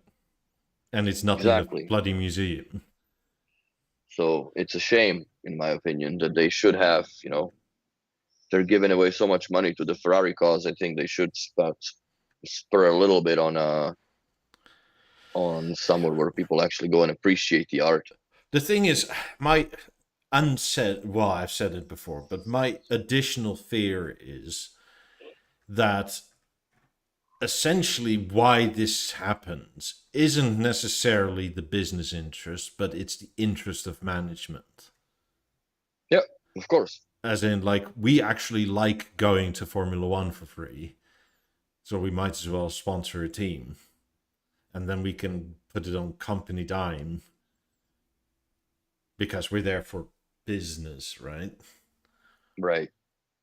Like, I still don't understand how you and your shop weren't at the Formula One race in Canada recently. Hmm. Like, why were you not there with like 90s, 50s, whatever? Right. Why didn't you have like events organized through B&O at your shop? Because it's not that far, is it? Wow. I don't think that the distance really would make any difference. But the very high net worth individuals arrive on Formula One by helicopter, so like, I personally think that we should have had something in the Ritz Hotel where all they're also staying. works, but like, why was there nothing? That's it, right? So Cabbage says, what products would you like to see for B&O 100th anniversary? BioLab 100? I don't think the 100th anniversary is going to be Yeah. BeoLabs. Would I like to? Sure. Would I think it's reasonable that that is coming? No. I have a feeling it's much more likely going to be a BioLab 5C, like an updated BioLab 5, or we're just going to be a fucking joke again, where like the anniversary of the audio company is going to be headphones. Like the speaker company makes And headphones for its 100th anniversary. yeah, and Like they're going to be they'll probably be extremely good, right? But it's kind of really like the 100-year-old Italian restaurant is making coq au vin, which is like what? what? Yeah, I don't know. I hope not. I hope they come up with something cool. But it hopefully I really hope it's not a disappointment. I hope it's not the 5Cs because the way that the I guess the logic was behind the collecting the BioSound 9000s last year or year before, right, when they were starting that project. It's the same thing. Like there is no way in hell they would give you 20 grand off trading your BioLab 5s for 50s, and we've done a set here. So if Well, all they the were dealers do interested at in least them one, because the hmm discount was like 15 grand or something. Like, yeah, and that is so far above market value that there must be a reason for doing that. 100%. Like, if you're in the Netherlands, it's probably 2x market value. Because you can probably buy a set of like used fives for what, 6 or something? Hmm. 7, somewhere in there, but like 15, they're gonna be fucking pristine. Yeah. So I don't understand. Well, that I don't understand. I hope that it's not what I think it is going to be for the 100th anniversary. I hope they come up with something. Uh, I don't know what. Honestly, I don't know what they could come up with other than a nice set of speakers. Unless they have been so airtight about a new set of speakers, right? For once. For once, that it's gonna come out and wow. I mean, maybe their NDA finally has, if anybody hears of this, will kill you, and I sign my life away. I don't know if Harmony will ever get its Mozart platform. To be honest, it would not be a bad idea because it's a great television. I don't think it should be excluded from that. But with the new update, I think that you have that there was issued out for the ASC platform. You have the capability of doing the Tidal as well. So you're basically on par with the Mozart, in my opinion. I think the while I would like the Harmony to get the ability to decode Atmos, or like not necessarily Mozart, but just be able to decode Atmos in one way or another. The problem is going to be product separation. You're either going to have to give it a new name or make it really clear it's like Mark II in one way or another. because you're going to fuck over the secondhand market. You're going to fuck over every dealer that has one in their store, right? Because you'll get a new customer say, I don't like the look of the theater, I want the Harmony, because they're not equally capable. But if you can't tell what you're buying, that's a problem. Which version, I mean. Well, I guess the new versions, if they were to come out, that's what the people would be buying, right? Unless they, you want the older version, then I guess you can buy the store demo, and that's how you move out Yeah, of but how the do you old ones. separate that? Like beyond, like there has to be like a name change or like a very clear distinguishing of the differentiation, right? I don't know. Well, fuck, maybe just do the base in different shape instead of square. Make it round on the non on the Mozart one. Anything like Because at the that. end of the day, if you look at it, BeoVision 755 or 7s, they had a longer lip on the DVD and a flat lip on the Blu-ray versions of the bottom aluminium, right? Once was flushed with the mechanism and the other one was not. That was the only difference between those, but it was a significant difference in the capability of the TV playing Blu-ray natively, right? Yeah. At the time. No, I agree, but like, uh, uh, or it has like the other thing that could potentially happen is that you have to make the boards interchangeable, and then offer it to existing Harmony customers. I don't think that would be a far fetch, honestly. Yeah, I mean, so because you're just going to create all sorts of other problems. Regardless, the TV will have to be, or the sound center will have to go through a new test suite for like the FCC. I think they would just, if they left it exactly as it was and just introduced the replacement modules for the Mozart platform because there's only a few boards, right? One of them is you've seen it apart. You got the big fuck off Lineac mechanism thing going on, the transfo, right, for the Lineac, the controller. Then you have a giant board which has all the inputs. Basically, that's the main board.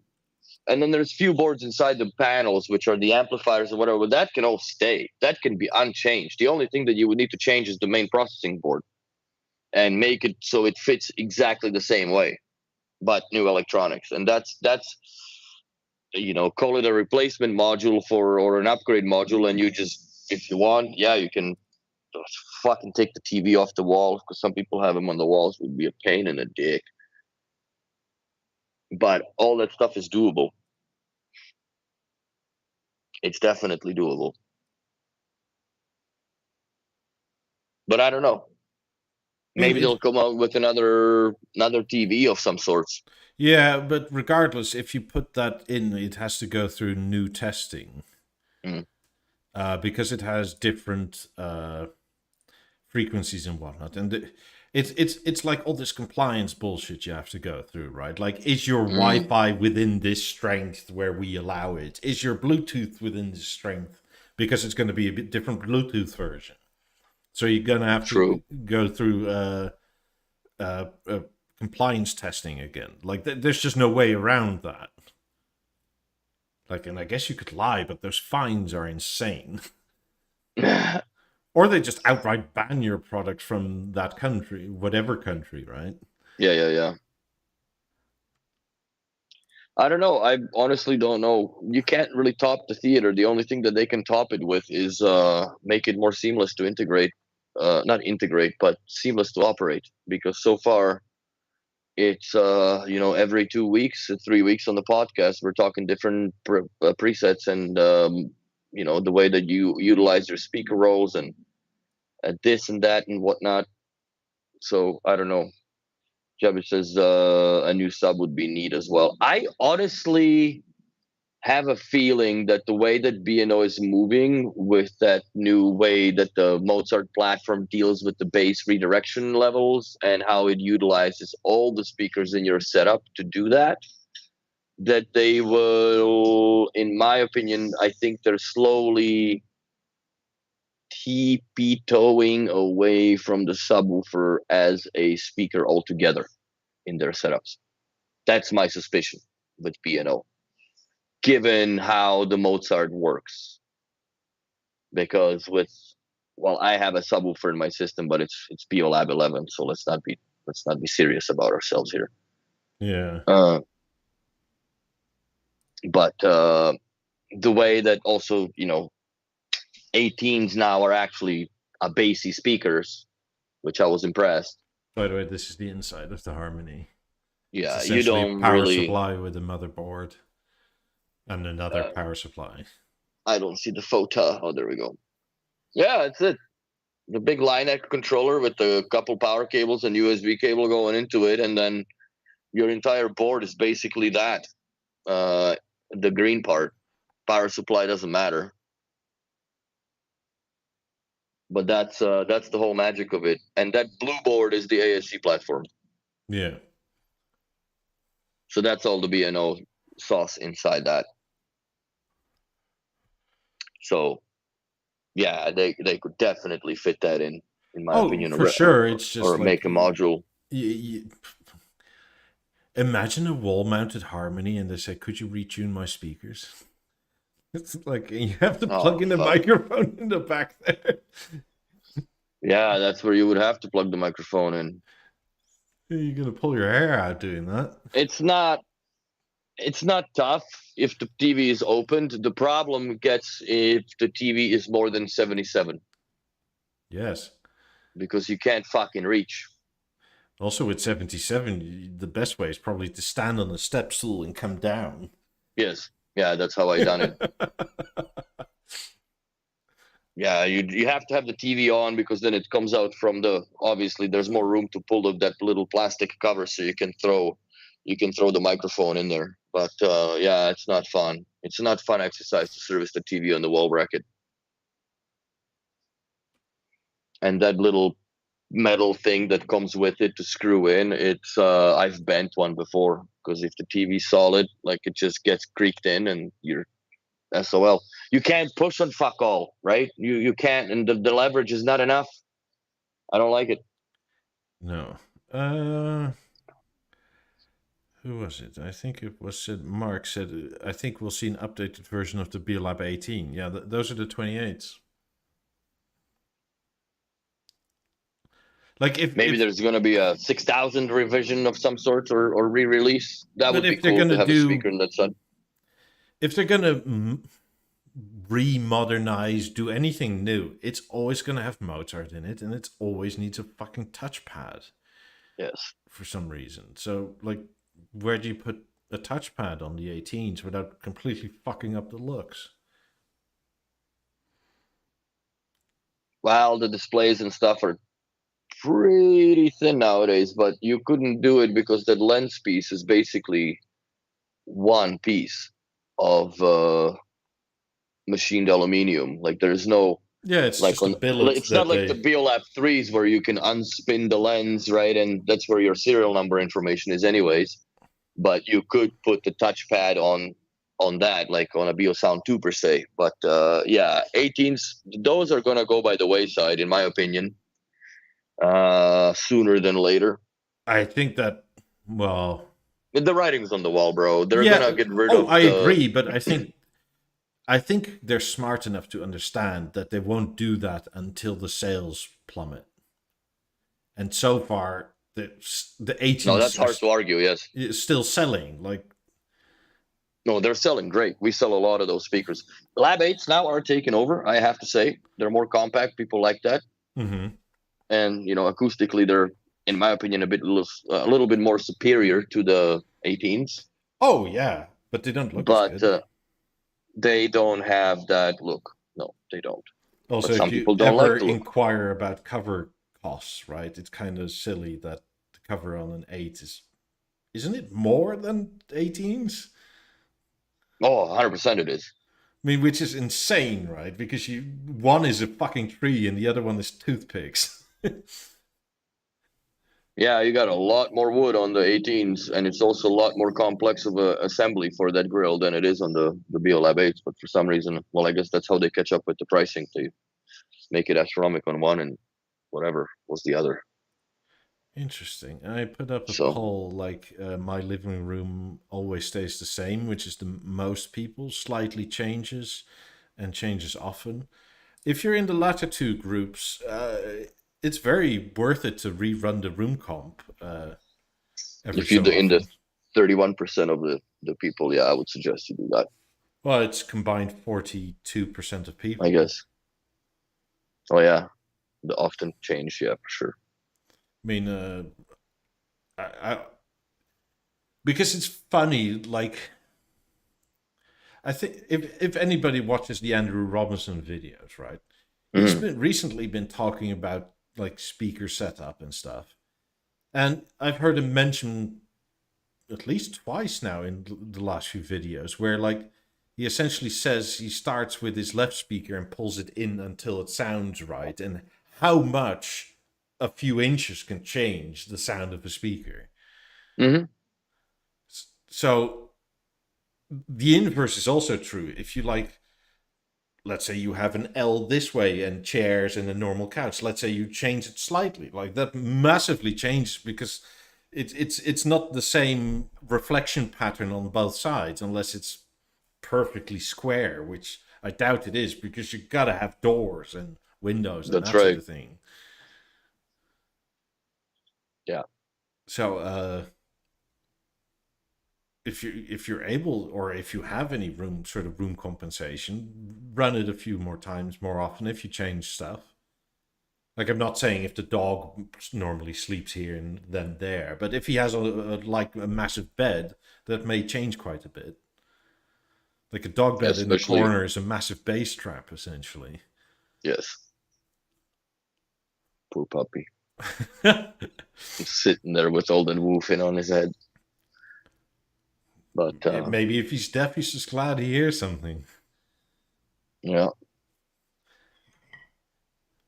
But I, yeah, it matters. I would it say. does matter. It does matter a lot, especially with the higher up the chain you go with B&O speakers, the accuracy that they provide, it really becomes apparent if and improves more or less once you retune the system to what it's supposed to be, or not to what it's supposed to be, I guess, but to what it could be, because that like I said, if from brand new, I would retune, suggest to retune your system after 3 months if you listen to it actively all the time. So Uh, Cabis asks, is it worth upgrading a Harmony from a GX to a G3? Why G3? Why not a G4 at this point? I think price, and there's really not much difference. But The GX to picture G3 is pretty is a large. lot. Yeah. Yeah, that's a lot of difference. Like it's not night and day, but it is very noticeable. You'll notice it on the processing on the picture. Oh, G4, yeah, you'll notice it on the processing for sure. You also Even brightness. G2, yeah, G2 to G4 is a significant step. Because I Yeah. have a G2 on my theater, obviously, because that's what it was back then. But the G4 panels now I see uh, are great. The only problem that I've seen so far is with the 55-inch we have in the theater, on the theater, is heating up a little bit, out of control, I would say, versus the one that's hanging on the wall that is padded, that on the B&O, like the panels that we have, the new standard, and that's all that like a soft foam inside filling, so it's insulating. But and that one doesn't get nowhere near as hot. So I think that we might have a dud when it comes to the 55-inch on the theater. But the picture is significantly better, especially when you stream content. The algorithm, especially when you do the picture AI Mm-hmm. and you go through the picture adjustment wizard or whatever it's called, then you go through the selection of those eight different sets of 6 pictures that you pick from, Yeah. and then it does it quite a big difference, or it makes it quite a big difference in how the picture is displayed and how you perceive the picture, because it knows how you perceive the picture. Uh, So Need to change the backplate, right? G2, G4 is using the same backplate as G1. Or not using. I don't know. Ask your dealer. It could be that there's enough movement in the back screws for adjustments, but. Or did they change vase? I don't remember. We have a C4 on our 83 Harmony, so I don't know, but we did change the plate from Yeah, but the 77 to C4 is a 83, different but that's thickness different. than the Yes. G series. Hmm. We never hung a G panel on a Harmony here. I don't know why. Weird, because it's the advised panel for the Harmony. Mm-hmm. Don't People know buy why, the but thin ones. Yeah, people buy the thinner ones.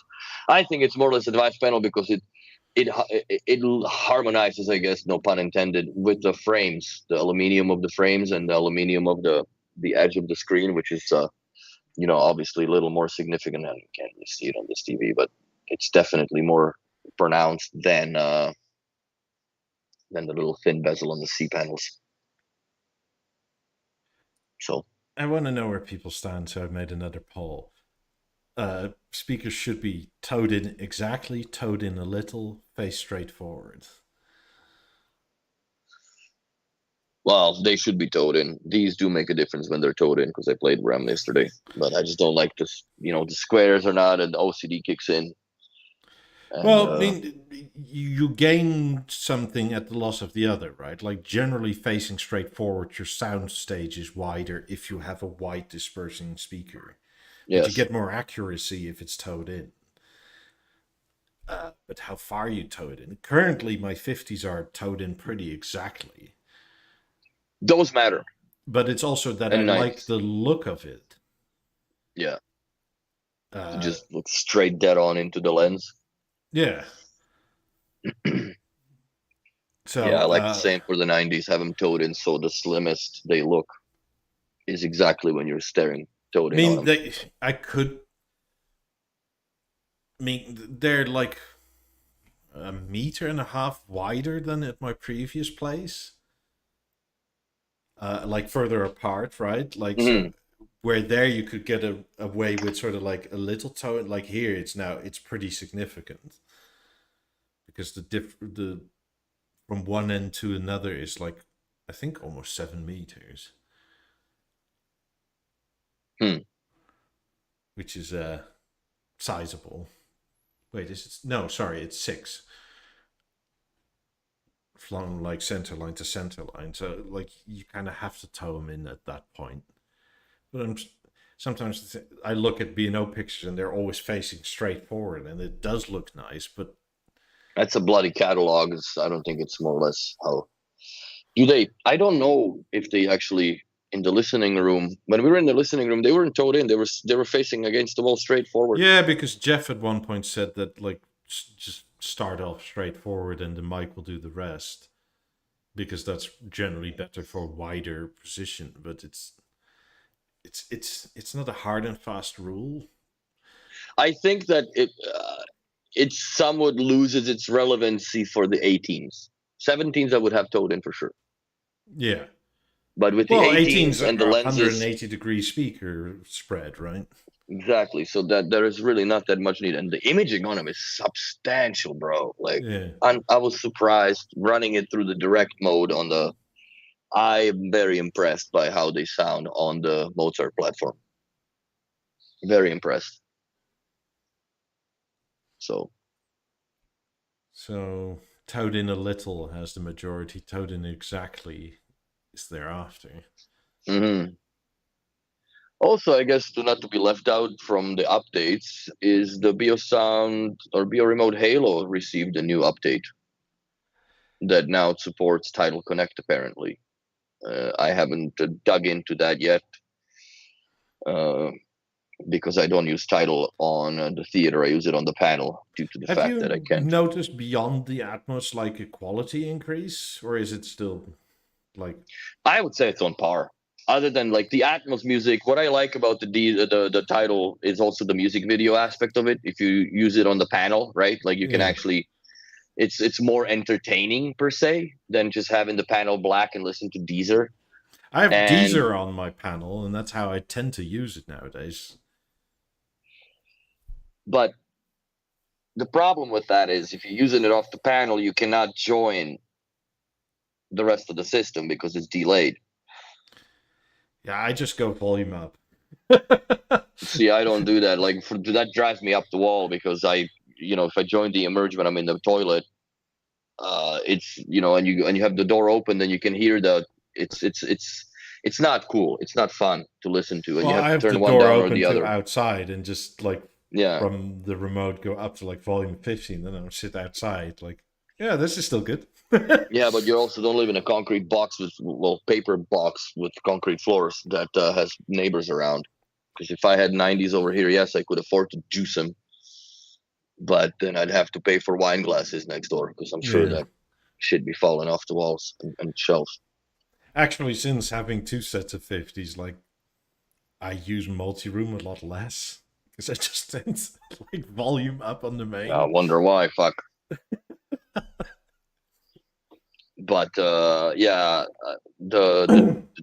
what I find, I don't know if anybody else has the problem in the stream watching, or watch it later, put in the comments, I guess. When you play Deezer, your music every now and then just cuts for a brief second. I have that issue, and it's not the network, obviously, because if you go to the thing, it says network is solid, and for some reason I have these little doing it. So what's that? BeoSystem 3 with LG C3 or Avant 55. Like, how would you keep your BeoSystem 3 with an Avant 55? Like, No, or Avant 55. Oh. So C3 panel, I would go with the. I read that wrong. Sorry. I would go with the BeoSystem 3, man.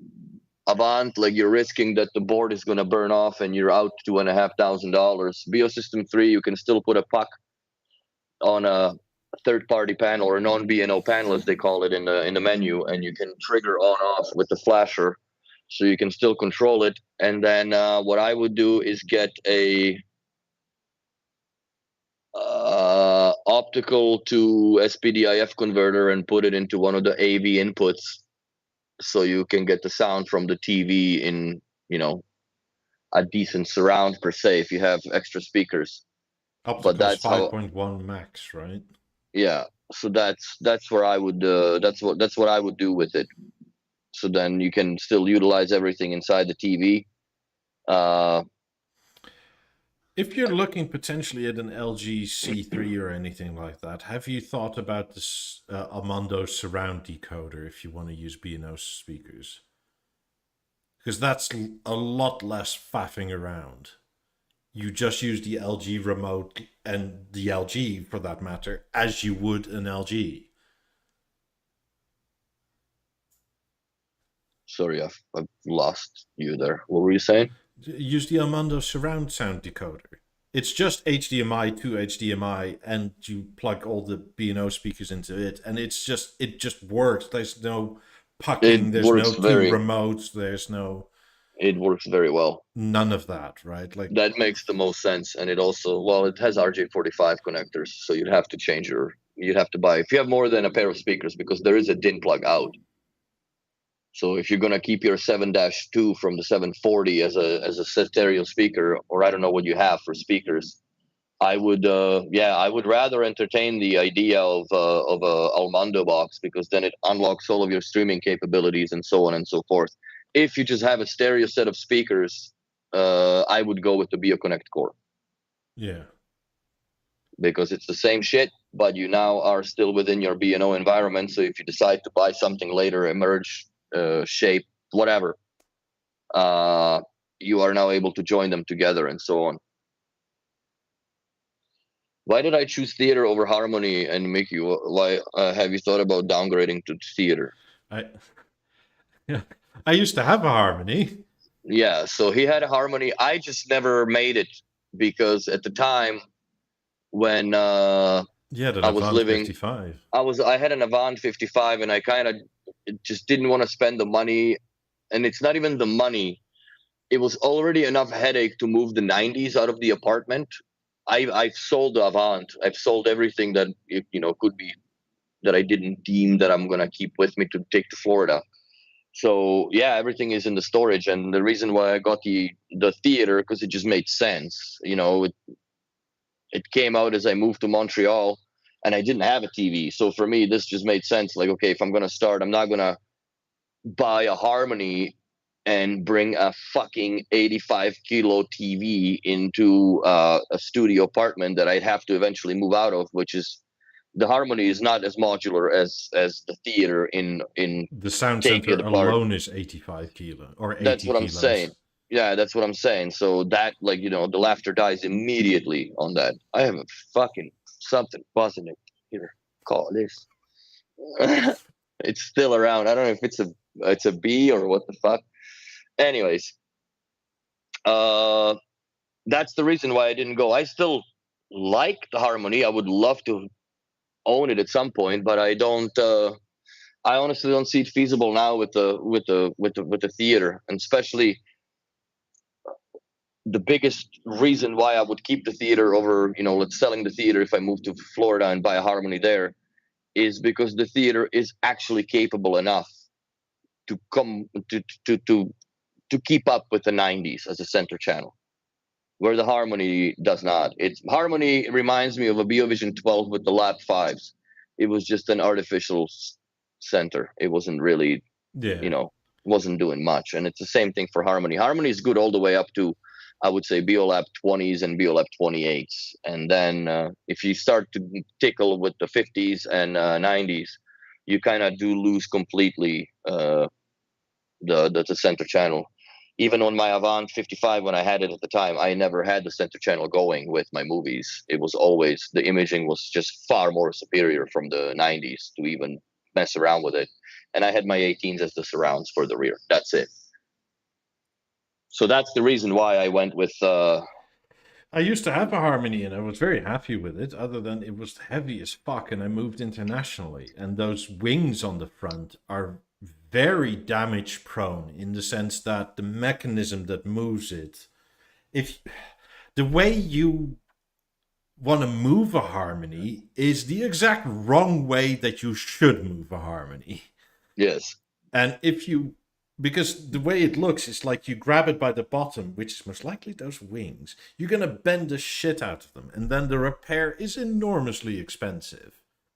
And Yeah, I obviously didn't fully move myself, so some dipshit that didn't know that was going to grab it one way or another. And I just didn't want to do that. So I went to the theater because it comes in a box that I can carry by myself like that. Yeah, the stand is on its own. The wings, well, they're included in there, but they're basically, you know, like you can't damage the cover because then it's got its own box. The SMI has its own box. The TV has its own box. Everything is just modular. It's much simpler to deal with than a Harmony for moving, for sure. Yeah. So, I mean, the Harmony is, I think, does more codecs, but the thing it doesn't do is anything with height information. And yes, a few years ago, I started going a little bit over the top. And yeah, so I got a bunch of height speakers and then played around, and the theater makes sense in so many more ways. Also, I have an 83-inch panel with the theater, and they're separated, so I'm sort of not beovisioned anymore, though I am. And it's but it works, right? Because like my next major upgrade at some point, years into the future, is going to be like a 97-inch panel.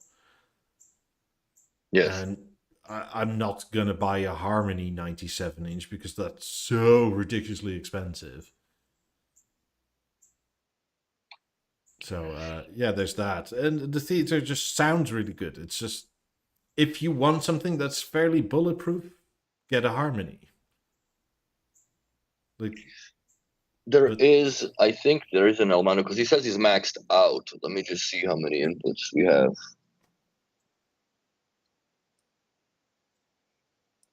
Surround speakers left and right. So you have 2, 4, 6, 8. You have enough ports that you could do your entire 7.1 system on the Almando decoder 3 plus VISA. So you could hook up 100. That's insane. 100% compatible with Bang & Olufsen inputs. I read it as a radio. No, never mind. Integrated internet radio stream. Blah blah blah. It's got everything in there, man. So I've set those up a couple times because we did use them. And I never went back to the person's place. We had one, the first one, but that Almando was actually was messed up, so we took it back and replaced it. But other than that, no, they're pretty solid devices, man, and they work very well. So I would recommend going that route. Oh, I made you the splitter. I remember. Okay, you're in States somewhere, if I remember correctly, as well. But yeah, I would diddle and fiddle with the Almando box if you are fully maxed out on the PLs, because you can't use it that way. And then just do the arc from the panel, and you're laughing, man, because everything is going to be processed through the box. I mean, yeah. And you can assign the speakers from B&O to what they actually are in PowerLink outputs, just like you can on the Beo System 3 or 4 or any Beo system, more or less, with TVs. So 9 BLab 9 left and right, 7-4 center, 12-3, 12-2s, 12-3s. Interesting setup. Nice. I love the 12s. 12s are great. We have a set of 12s in the store, but they're white. I don't know. But I would still, I'm entertaining the idea of maybe just buying them. But we'll see. So let's see what Almando has. Go to the multiplay surround 3. Multiplate surround decoder 3. It says it's 5.1.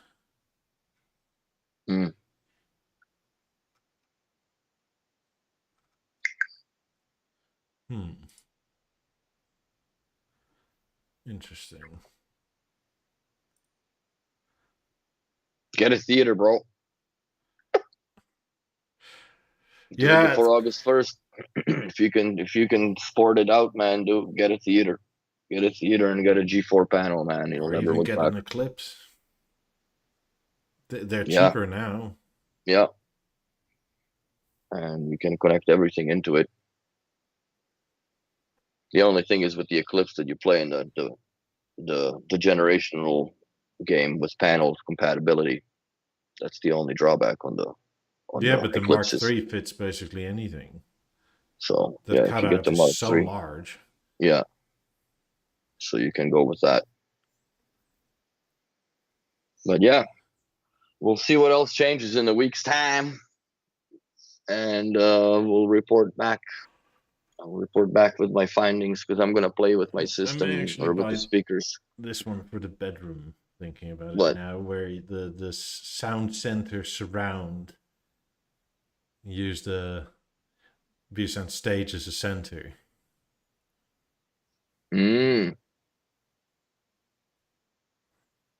That may be the way to go. That's not a bad idea. That's hilarious. It's got rotate and tilt motor stand, automatic and manual. Bang & Olufsen BeoVision 6, 7, and 10. That's fucking hilarious. The old school. Kareem, what's up, buddy? I knew Kareem would chime in for the Almando.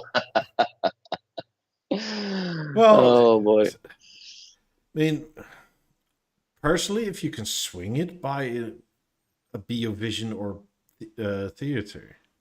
I would go with the theater at this point of time. I mean, the 740 had served you very well if you've had it since more or less when it was relevant. That's 15 years, bro. The System 3 will probably last a long time, but like, you're not going to get your 7.1 out of your LG panel anyway, because any attached unless you use DVDs, right? Hmm. That's the only way to do it. But your Netflix, your whatever, when it doesn't see Atmos licensing on the thing you connect it to, which it won't with the System 3, it will default to 5.1. Yes. So at that point, like, unless you are a diehard DVD person or Blu-ray or whatever, right? Like, then sure. But with an LG panel, by the way, with optical, you're also limited to 5.1. Exactly. Like we use that only for output to the headphones, like the Sennheiser wireless headphones when people have, but we don't use optical unless it's just going to a regular cheap ass Sonos soundbar. But everything else is ARC, man. As much as ARC as you can do. So you'll end up in the same boat thinking about it now. Like it's kind of neither is a good solution if you want an actual 7.1 system.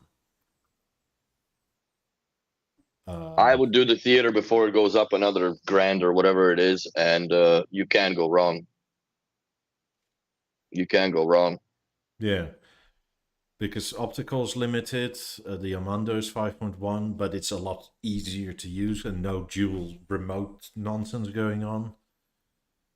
You got a puck controller, which now this is going to be my last point because we're already over time anyways. But one thing that scares me now is all the cable provider companies are starting to lean towards Bluetooth control only. And now we finally had seen from Bell the first box that's coming out. It's literally half the size of an Apple TV, and it's Bluetooth directly only. No IR sensor on it. So how do you control that?